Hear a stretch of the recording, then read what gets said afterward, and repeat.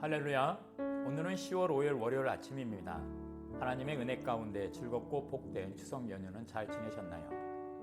이제 마음을 다시 잡으시고 월요 첫 시간을 하나님께 드림으로 시작토록 하겠습니다. 기도드리겠습니다. 주님, 참으로 감사합니다. 복된 추석 연휴를 하나님의 은혜 가운데 무사히 잘 마치고 일상생활로 돌아오게 해주신 주님, 참으로 감사합니다. 오늘 하루도 하나님께 영광 돌리는 하루가 되게 하여 주옵시고, 오늘 하루도 하나님의 기쁨이 되며 하나님의 자랑거리가 되게 하여 주시옵소서. 오늘 하루도 가장 선한 길로 인도해 주실 것을 믿사오며 이 모든 말씀 우리를 구원하신 예수님의 거룩하신 이름으로 기도드리옵나이다. 아멘. 오늘의 하나님 말씀은 예레미야 42장 13절에서 22절 말씀을 통하여 살아계신 하나님의 말씀을 나누도록 하겠습니다. 말씀을 보도록 하겠습니다. 그러나 만일 너희가 너희 하나님 여호와의 말씀을 복종하지 아니하고 말하기를 우리는 이 땅에 살지 아니하리라 하며, 또 너희가 말하기를 아니라 우리는 전쟁도 보이지 아니하며 나팔 소리도 들리지 아니하며 양식의 궁핍도 당하지 아니하는 애굽 땅으로 들어가 살리라 하면 잘못되리라. 너희 유다의 남은 자여, 이제 여호와의 말씀을 들으라. 만군의 여호와 이스라엘의 하나님께서 이와 같이 말씀하시되, 너희가 만일 애굽에 들어가서 거기에 살기로 고집하면 너희가 두려워하는 칼이 애굽 땅으로 따라가서 너희에게 미칠 것이요, 너희가 두려워하는 기근이 애굽으로 급히 따라가서 너희에게 임하리니 너희가 거기에서 죽을 것이라. 무릇 애굽으로 들어가서 거기에 머물러 살기로 고집하는 모든 사람은 이와 같이 되리니 곧 칼과 기근과 전염병에 죽을 것인즉 내가 그들에게 내리는 재난을 벗어나서 남을 자 없으리라. 만군의 여호와 이스라엘의 하나님께서 이와 같이 말씀하시되, 나의 노염과 분을 예루살렘 주민에게 부은 것 같이 너희가 애굽에 이를 때에 나의 분을 너희에게 부으리니 너희가 가증함과 놀램과 저주와 치욕거리가 될 것이라. 너희가 다시는 이 땅을 보지 못하리라 하시도다. 유다의 남은 자들아, 여호와께서 너희를 두고 하신 말씀에 너희는 애굽으로 가지 말라 하셨고, 나도 오늘 너희에게 경고한 것을 너희는 분명히 알라. 너희가 나를 너희 하나님 여호와께 보내며 이르기를 우리를 위하여 우리 하나님 여호와께 기도하고 우리 하나님 여호와께서 말씀하신 대로 우리에게 전하라. 우리가 그대로 행하리라 하여 너희 마음을 속였느니라. 너희 하나님 여호와께서 나를 보내사 너희에게 명하신 말씀을 내가 오늘 너희에게 전하였어도 너희가 너희 하나님 여호와의 목소리를 도무지 순종하지 아니하였은즉 너희가 가서 머물려고 하는 곳에서 칼과 기근과 전염병에 죽을 줄 분명히 알지니라. 여호와 하나님의 말씀을 복종하지 않으면 잘못되리라. 하나님께서는 너희가 이 땅에 여전히 거하면 너희를 헐지 아니하고 세우겠다고 약속해 주셨습니다. 그런데 너희가 나의 말을 듣지 않고 불복하면 가차없이 나의 노여움과 분을 불복했던 예루살렘 백성에게 쏟아 부은 것처럼 동일하게 붓겠다고 18절에서 말씀하십니다. 붓는다는 이 표현은 간담을 서늘하게 할 만큼 강력한 피해를 입을 거라는 것이죠. 그게 어느 정도냐? 21절에 칼과 기근과 전염병으로. 전염병이 얼마나 무서운지는 요즘 우리는 실감하고 있습니다. 이러한 것이 어떠할 때 이러한다고 합니까? 하나님의 말씀에 불순종할 때. 하나님은 이 땅에 남으라고 했는데 그들 눈에는 분란이 없는 안정적인 예굽의 눈을 돌리게 됩니다. 나팔 소리가 없다는 것은 긴박한 상황이 없다는 말이에요. 나일강으로 인한 윤택함으로 인하여 양식 걱정도 없어 보이는 예굽이 그들 눈에는 달콤한 젤리처럼 다가왔을 겁니다.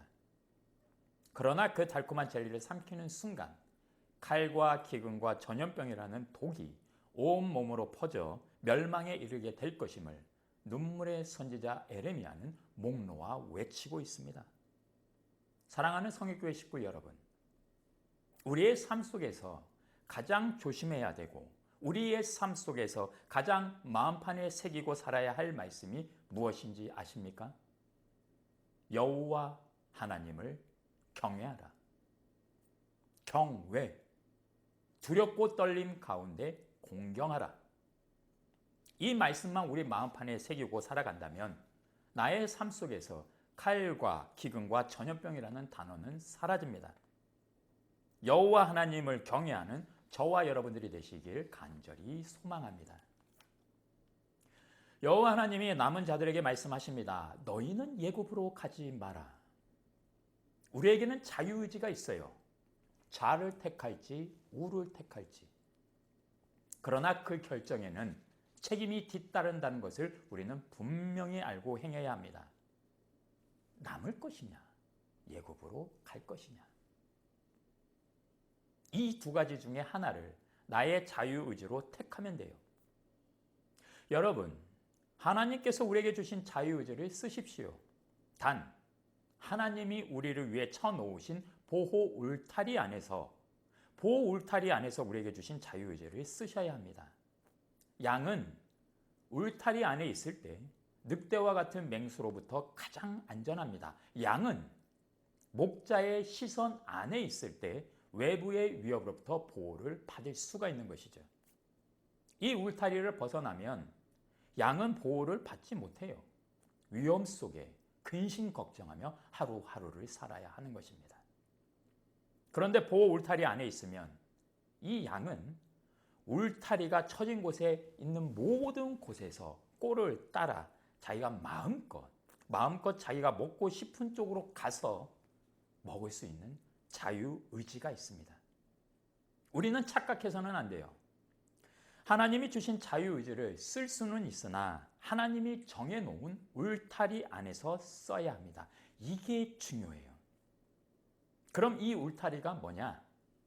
오늘 본문에서는 예굽으로 가지 마라 이겁니다. 너희가 여기 남을 수도 있고 예굽으로 갈 수도 있다. 왜? 너희에겐 자유의지가 있으니까. 그러나 너희가 예굽으로 가면 힘들어. 그냥 여기 있으면 너희를 존대케 해줄게.